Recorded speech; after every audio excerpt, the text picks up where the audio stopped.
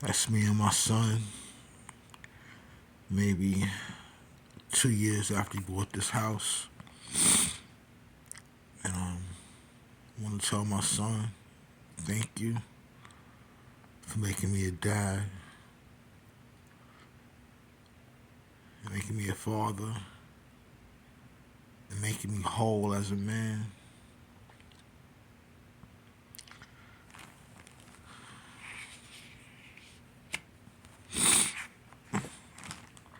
See, when I was little, I didn't have a dad. Well, everybody has a dad, but me and my father, we didn't have a relationship. And I want to thank you for being the bookend of that. You, you made me a father. A person who didn't have a father, you made me a father and a dad. And your grandmother, Titi, she was great. You know, she had me doing that. I was in Cub Scouts, all kinds of sports, everything and stuff. But not having a father was a missing piece. This is me, you, your two cousins when you guys were little. This is 2006, maybe 2007. You guys are just little kids, but I enjoy every little moment, every little milestone.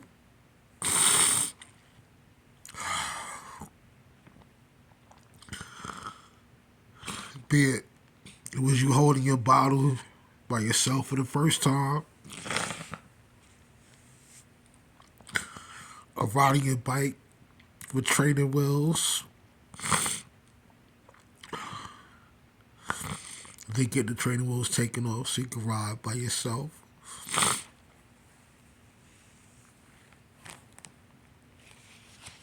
Or if it was the first day of kindergarten, always trying to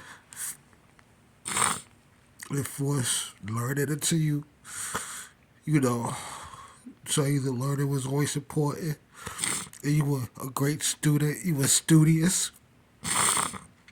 You were a smart kid. I just love spending time with you, even when you got to your teenage years.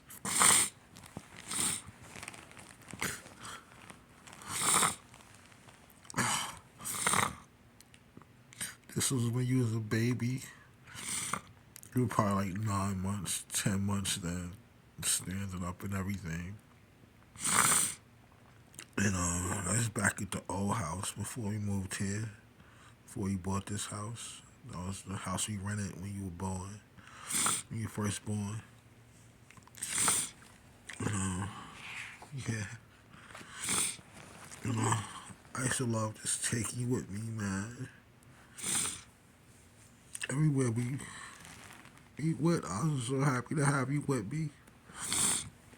You know, to this day, I don't understand how dudes can just run out on their kids and shit.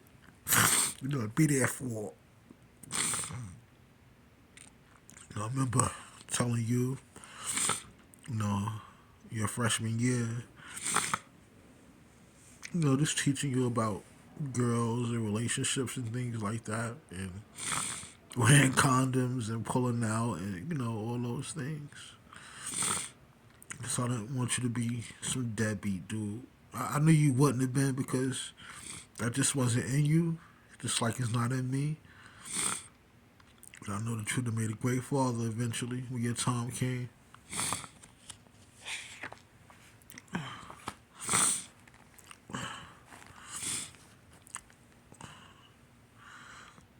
This is real special to me because growing up as a kid, I always wanted one of these little cars, one of these little electric cars, and I never got one.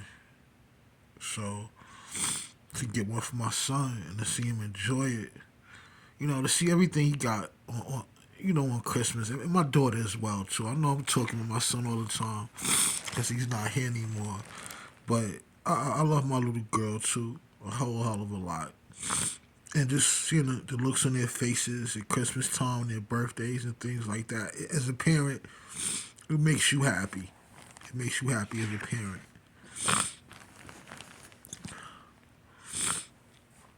This is probably his first birthday at this house, maybe his second. But this boy, he loved this home, man. That this was his home for 16 years of his life, you know, which is basically all of his life. He loved this place. I loved him. He could be such a little clown, so sarcastic, so smart. He was all those good qualities. And I try not to cry, but I miss you so much, man. Like last week, I didn't even do this. I don't know why, but I had so much negative stuff I wanted to say about Grady Hospital. And trust me, I'm going to get that out of my Grady Hospital too, because I fucking hate them, because that's where you died. And I hate how they... Because you died there, and I hate that hospital, and I'll never go there for anything. And I really wish that you could just go on to Choa, because at least in Choa I knew they cared. Children's Health Care of Atlanta. Brady just didn't fucking care, and I know they didn't care, because I saw how they treated other people there. He was about 3 right here. You know? And, that's his bike with the trainer wheels. With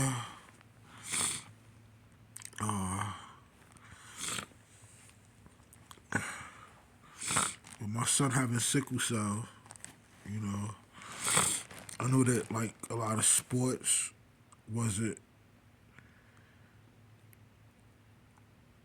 wasn't in the cards for him, but the kid still loved playing, man. And one time we were in New York at Flushing Meadow Park. It was either 4th of July or Memorial Day or Labor Day. It was one of those holidays, summertime holidays, barbecue holidays. And we were at Flushing Meadow Park, and we were playing football. It was people of all ages. It's a bunch of guys and our kids. We out there playing football, and for the first time in my life, man, like I got to see him. He's about 8, 9, by the way. I got to see him run and play and just be a regular kid, and I didn't have to worry about him being sick or anything like that. That was a beautiful moment. It was him looking at his car again.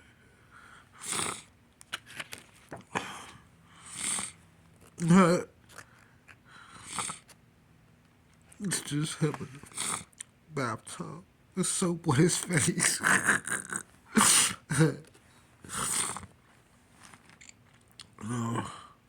Ride the bike and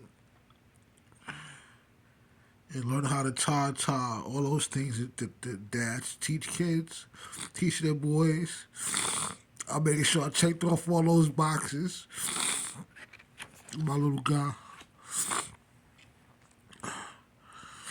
The only person in this world who loved you as much as I do is your mom. She missed you so much, man. And things just haven't been the same since you've been gone. The house is too quiet. It's not balanced anymore. Everything is just off without you.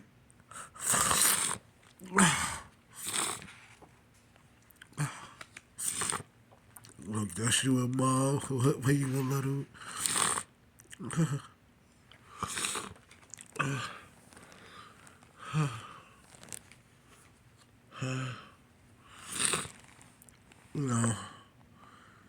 This is a picture from Hawaii. And this is another picture from Hawaii. No, you know, the reason I'm gonna go out with these pictures is because here you're looking at me, and I love it. And here, I've always hated this picture. It just seemed like you just walking away from us. But I love you so much. I miss you so much.